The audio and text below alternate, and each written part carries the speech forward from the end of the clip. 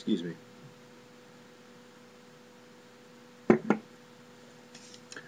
Alright, so I am back with a new review, and new reviews to come in the future.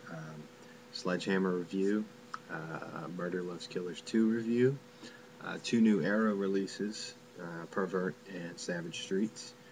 So all that coming up within the next 3 weeks or so. I want to thank my man Dan. He pretty much gave me a little, I guess, advice towards something, and I took it and back on my feet. So, new reviews to come. Tried the horror news thing, which I enjoyed, and it seemed that a few of you guys enjoyed it too. It was just a little, after the first episode, it was a little difficult to compile enough news every week to have a substantial enough video. I didn't want to have 3-minute videos. So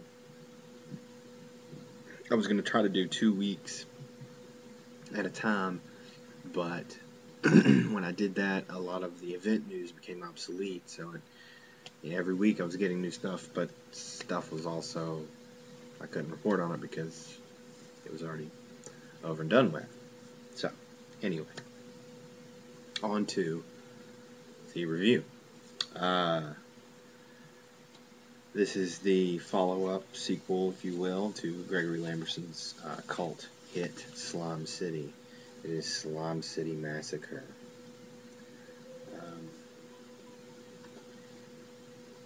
I don't know that you can hear it, but if you do hear my obnoxious fucking fuck faces of neighbors that I have upstairs, I apologize. They're the most obnoxious, inconsiderate fucks I've ever met in my entire life. And if I could not go to jail, I'd go smash them all in the fucking face with a baseball bat. But unfortunately, I can't, because that would put me in jail. And, well, I don't think I'd do well in jail. I'm not real good with anal rape. So, anyway, sorry about that, but they really annoy me. Their kid is like screaming at the top of his lungs. They've been yelling and screaming all fucking night, assholes. Anyway, I need a drink. On to Slime City Massacre. Pretty much, Dirty Bomb goes off in New York City and creates a post-apocalyptic world, and we follow a couple as they are looking for shelter and food and water, and they're just trying to survive. They come upon this abandoned building where they can tell that there are other people staying there, and they find a part of the building that they think is uninhabited. Come to find out that Debbie Rochon and Lee Perkins' characters are kind of, this is their area. And at first there's a little altercation, but they take them in, they let them stay there, and Lee Perkins' character basically, is kind of glad that they're here because I don't remember the character's name. I don't care about character names. I forget them. I don't remember them at all, usually. I know some people may find that weird. My girlfriend, she has to know every character's name. To me, it's obsolete. I don't care if your name's fucking Jim or Bob. It doesn't matter as to where the story's going. But, so, Kalen, his character, has been given a set of keys that unlocks a lot of stuff. And he sort of just tries different ones. Of course, not all the time they work, but most of the time something happens. Well, Lee Perkins' character, there's a doorway that he's been wanting to get behind. It's been locked up. So he takes Kalen and, of course, opens the door. It leads to a basement, and, of course, what do you find down there? The Himalayan yogurt and the elixir. Now, there is an interesting, really cool nod to 2 films at this point. They're down there and they're gathering all the elixir, the Himalayan yogurt, and Lee Perkins' character says, "Hey, what's in the basket?" Yeah, that's right. You see where I'm going with this. And over in the corner, there's a big basket, big wicker basket, just like in Basket Case. Well, they open the basket, look inside, and there's just a pile of melted goop. And inside the melted goop, stuck right in the middle, is a bottle of, that's right, Viper. So, I guess old Belial had himself a little Viper, and well, he's no longer with us. Anyway, that was a big highlight for me. I thought it was pretty clever. Not clever, but I thought it was pretty cool. Now, honestly, after they find the Himalayan yogurt, and of course they're going to eat it, and they're going to drink the elixir, and if you've seen Slime City, the original, we know what happens when you do that.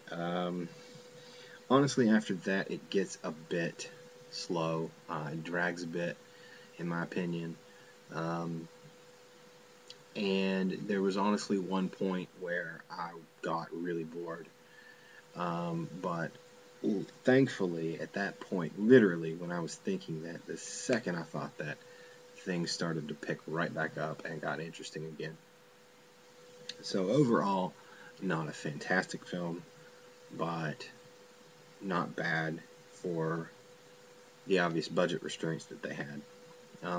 Another problem I had with it was the film is set in New York City, and it was obviously shot in Buffalo, New York. And I knew this instantly before I watched special features. I knew this instantly when I saw a certain landmark building in Buffalo. I believe it's called the Buffalo Central Terminal. I'm not sure exactly what it's called, but I've seen it on a lot of shows on television.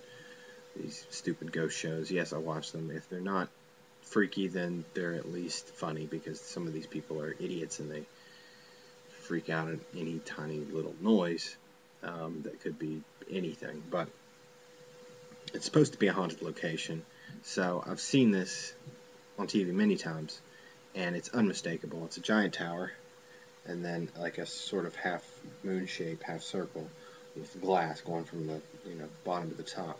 Instantly, when I saw that, I knew it was Buffalo, which, once watching the special features, that was confirmed. Also, the other problem with it being set in New York and that building, even if you didn't know what the building was, you would probably figure out it wasn't New York City, because when they show that building, they're in the squatters are in an adjacent building here, and the terminal's way over here in the distance.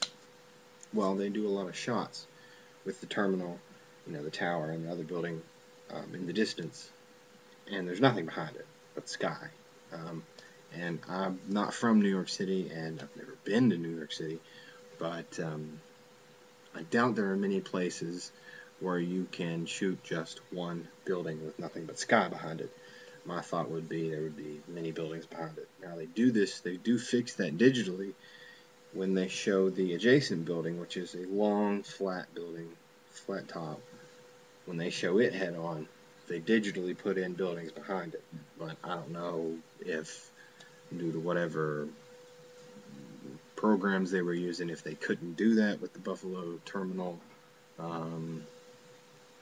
but they didn't, and pretty much you see skyline behind it. So there for a minute you're confused as to, okay, is this set in New York, or was it just showing you that the dirty bomb went off in New York and these people are in Buffalo and it's just spread that wide and you didn't know? It was kind of confusing. But apparently it's supposed to be New York City, so that kind of takes you out of the film a little bit, for me at least. Special feature wise, this is a 2-disc set. Now on the back of mine, as you can see, you'll see special feature, and you'll see it's a commentary. And then you got these little blurps, those little white things. I must have gotten a fucked up copy or something, because I guess it's where the printing it fucked up or something. Thanks, Freak Show. I don't know how great you guys are. Anyway. Got a cast and crew commentary in the first disc. Second disc, there is I don't know if they called it a documentary, but basically somebody went around the entire shoot and just shot a bunch of different stuff and interviewed some people. And they kind of cut it together as somewhat of a documentary. it can get tedious at times. It's about an hour and 15, I would say. But there's also some cool stuff in there. There's some interviews with Roy Frumkus, who did a cameo, Lloyd Kaufman, who did a cameo, the actors, some of the crew, effects team, stuff like that. Then there is a deleted scene. There is a blooper reel, a trailer, an interview with Marge, the composer of the movie, and other Shriek Show trailers. So, Slime City Massacre. I would say if you dig the first one, you will like this as well. Probably not as much as the original. I think the original is way better. But, of course, you can't go wrong with Debbie Rochon. She's always fun to watch. So, if you're into the first one, I say check it out. Slime City Massacre. We'll see you later.